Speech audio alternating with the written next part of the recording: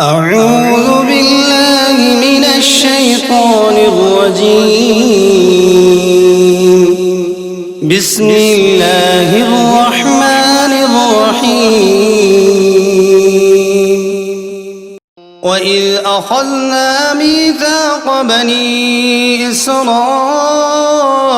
لا تعبدون إلا الله وبالوالدين إحسانا وذي القربى واليتامى والمساكين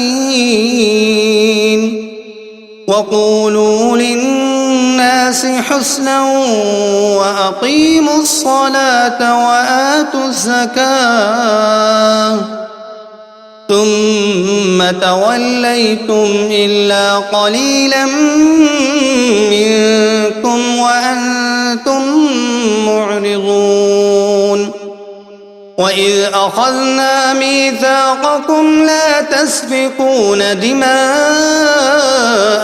ولا تخرجون أنفسكم من دياركم ثم أقررتم وأنتم تشهدون.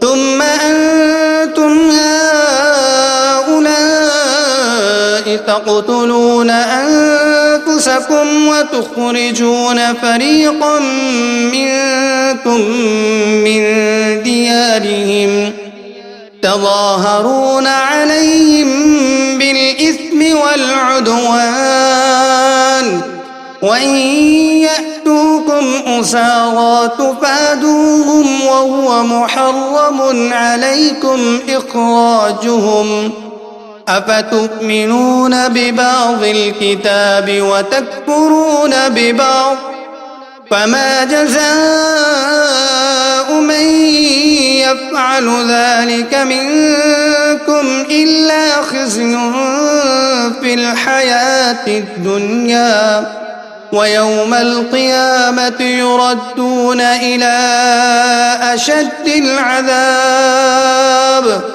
وما الله بغافل عما تعملون. أولئك